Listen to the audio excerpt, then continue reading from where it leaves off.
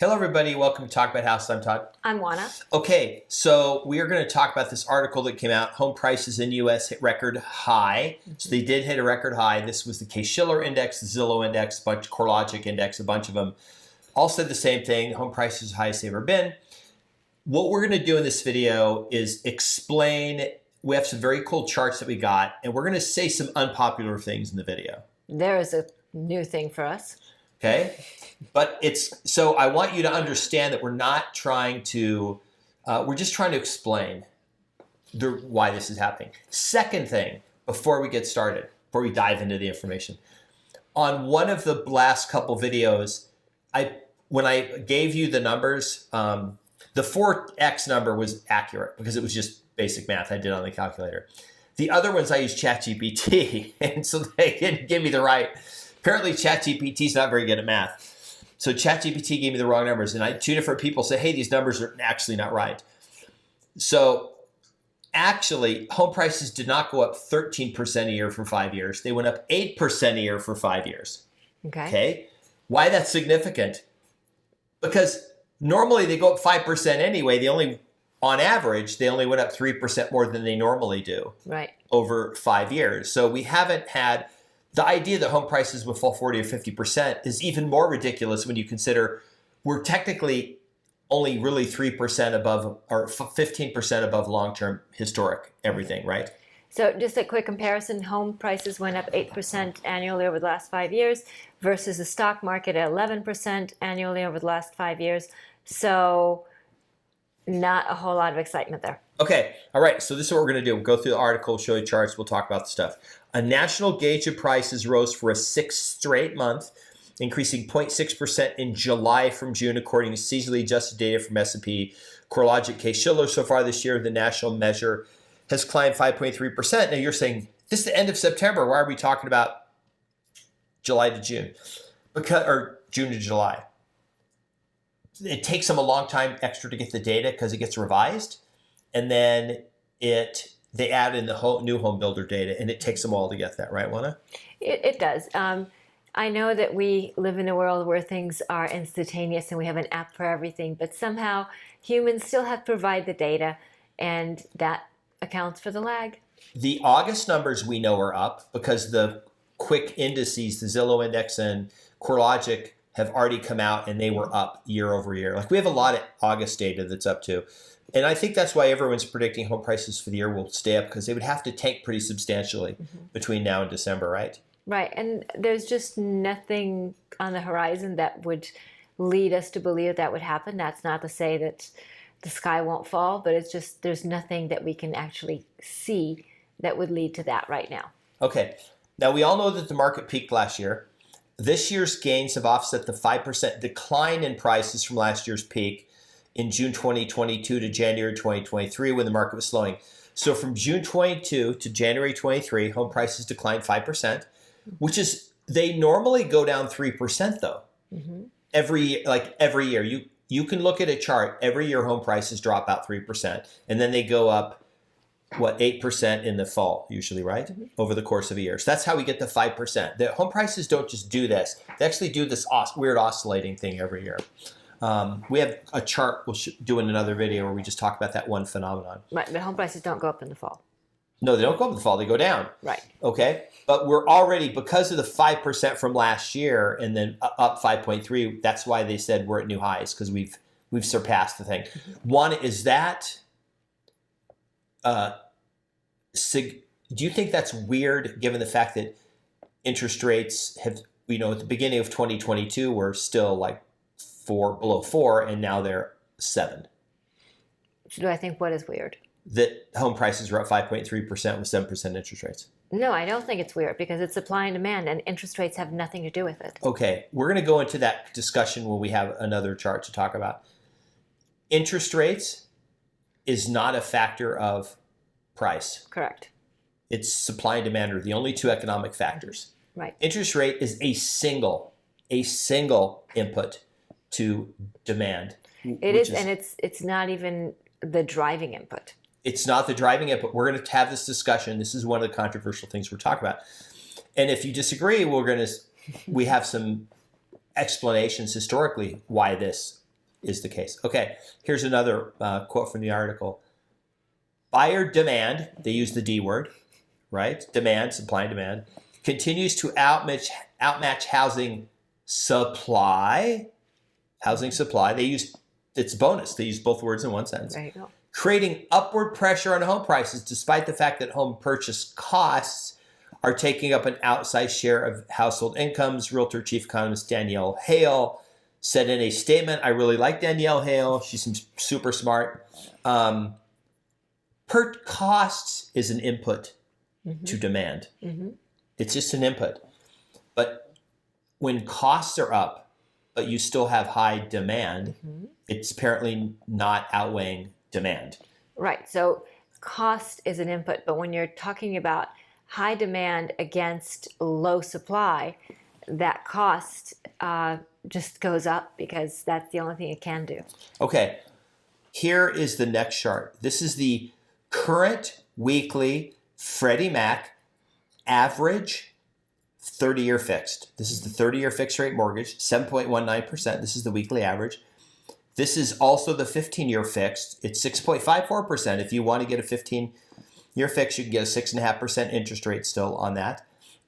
Yes, there are other mortgage companies that work through Bankrate and places like that have much higher rates. They're what I would call subprime lenders. They basically give you a worse rate, and then they make more money when they sell those on the secondary market. They're probably dealing with worse credit score buyers, but these are the going Freddie rates, and Freddie tracks all these rates. Right. So remember, it's all about risk, right? So well-qualified buyers tend to get better interest rates versus less well-qualified buyers. But at the end of the day, there are very few buyers that would be anywhere close to the poorly qualified buyers of 2005, 6, and that time frame. So these, even the poorly qualified buyers of today are better qualified than the ones back then. Okay, here's what I think is going to be controversial. Let's talk about these rates. These rates are the highest they've been since 2000. Last time they were really above 7% was 2000 to 2004 or 5 probably. They were above 7%. But why is this not affecting the market? Give me some examples of why the market doesn't care and home prices are still going up. Well, the market doesn't care because we have more buyers chasing fewer houses. Okay. So you've got, and you have three buyer pools, right? You have the cash buyers. They don't care. Whatever the interest rates are, it doesn't matter. Why do they care? They don't care. Okay. You have the buyers that are well qualified, have substantial down payment. These buyers, while they don't like the higher rates, they're not really dissuaded by them because they are getting probably a little bit better deal than what these going rates are. And they also are probably financially literate sufficiently to understand that they can get a loan product that makes sense for them. For example, a 5-year fixed at a lower rate that then starts adjusting after 5 years. And they understand that within the next 5 years, it is highly likely that interest rates will be lower and they can refinance and life will be grand, or that they will sell a house, whichever. So we're kind of dealing with those people. Again, they're also putting a substantial amount of money down, so they're coming in with equity, and it's not as painful for them. And then you have the other set of buyers, these are the buyers that need closing costs. These are the buyers that don't have a lot of down payment. These are the buyers that are struggling. These are the buyers that just are barely making it over the finish line. Now, these are the buyers that are really most likely to get shut out of the market, right? Yeah. Because sellers are going to want a cash buyer or somebody putting down lots of money so that the loan is more likely to go through, or there's no loan at all, and they're going to close escrow. So when you look at those three groups of buyers, the buyers that are shut out are the ones that are not putting a lot of money down and they're struggling to qualify for the loan. Okay, here's the unpopular thing that people are going to hate. Every affordability article you read, or the highest affordability, whatever, least affordability ever, it's not the cash buyer It's the worst buyer possible. It's the lowest common denominator. It's, I can only put 3% down, and I've got to borrow as much money as, I got to be fully leveraged on this thing. Those are the people who housing is unaffordable for because of interest rates. It's strictly, that's just the thing. Okay, but it would still be unaffordable for them because of the low financial backing that they have as far as not having a lot of money to put down, not having a lot of reserves. It doesn't matter what interest rates are, to be honest with you. I mean, interest rates could be zero. These people are going to be in the same place because they're just going to want a better house, and they'll still be in the same boat and still want to borrow the most money they can. So I don't know if that makes a whole lot of difference. Here's the problem. The logic is home prices need to be less so that these bottom people can afford to buy something. And this is why it's controversial. The market doesn't need those people. Like, those people literally can just go away. There's 20 to 30 million people that have said they are thinking about buying a house in the next 12 months, and there will be 4 million home sales. Mm-hmm. So all those bottom people, that the least qualified people that are only putting down 3%, and then they're going to try to get financing at 7.19% on a 30-year fixed, right? Because they can't get to 6.54% because the amount would be too much and doesn't qualify for their income. Juana, in the last 3 years, how many of these have you seen on either the buyer side or on the listing side when you're saying, hey, we want to see what kind of loan you're going to get and what your terms are for your loan? How many people have you seen of all the houses you've sold that are putting 3% down and getting a fully? I haven't seen anybody. No, none. And okay, so in all fairness, I mean, my price point is not just the high end. I mean, I sold a really inexpensive condo. I think it was earlier this year or two. I sold 2 inexpensive condos within the last year. So that wasn't an issue. One of them was sold cash, and the other one was financed, but it was financed with like 20% down. Okay. And these were not expensive properties. They were real. I mean, they were like the bottom of the bottom. Bottom of the bottom.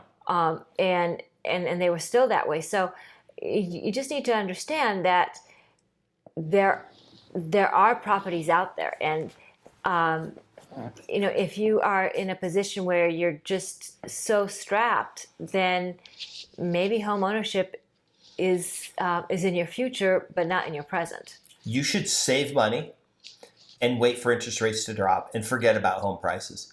And then you should buy when you're ready to buy and it makes sense for you and you have 6 months of earnings. Here's the problem. The reason home prices haven't dropped is because we have so few homes, we don't need the bottom third. We don't need them. No. The market doesn't need them. Yes, everything you're being told would be correct if we had the normal number of sales and normal number of transactions. There'd be a lot of homes not being transacted because we're missing out on a bunch of people. But the problem is there's this halo effect. People that are out there going, well, I make $40,000 a year and my wife makes $20,000 a year. We make $60,000 a year, but we're shut out of this market because we live in San Diego and we have $30,000 in the bank. So we have to put like most of that down. We can't afford to buy a house. And I'm sorry, but a 737 captain for any airline makes $300,000 to $400,000 a year. So they can buy any house they want, right? Within reason. Within reason. And then you have people who just sold their house in San Francisco because they moved to San Diego or Las Vegas, right? Mm-hmm. And they took their $800,000 net proceeds and came down to Vegas and went, okay, I'll buy this $1.1 million house. I'll put $600,000 down and I'll get a loan for the rest. Mm-hmm. And there are people, that's what we're seeing. That's who we're seeing buying houses. And I personally don't like it because I think home ownership should be for everybody, not just for super rich people or people who make a ton of money. I think everybody should be able to buy a house. But problem right now is we don't have enough houses for everybody to buy. And the forward-looking trends that we're seeing, new home builders, the numbers of homes are building, 600,000 homes a year. We're creating 2 million households a year. So we don't have enough homes to eat. We're barely replacing the homes that are being destroyed. We're adding some housing inventory, but it's not enough to cover household formations. Mm-hmm. So honestly, it doesn't matter if rates go to 10 or go to 3. Mm-hmm. We don't have enough houses for everybody. Well, it does matter. It matters as to the feeding frenzy. The feeding frenzy, because So- if rates go to 3, people are going to jump into the market. Okay, I can qualify, and then Well, it's not just that I can qualify, but it becomes a good investment. So you need to get kind of focused on I that. see what you're saying. It's not just that you can qualify. You've got people who are going to say, hey, at 7% it didn't cash flow. At 3%, this thing's a cash cow. Let's You're go. right. You're right. So it's much more. It brings in a whole different segment of buyers into the market that are going to do different things with the property. So it might be somebody moving up. It might be somebody buying some investment properties. It's a whole different mix. So it does bring a lot more buyers out because now it makes sense. Yeah, that was it. All right. So that was a little verbose. We apologize, and we'll try to do better. Recidivism is strong with us. We probably won't do better. I know. So We're trying to get them below 15 minutes. yeah, it's not going to work. So anyway, like the video, share the video, subscribe, hit the notification bell. Tell us off and tell us to make shorter videos. That's fine. Tell us what you think, and we'll see you on the next video. Bye. Bye.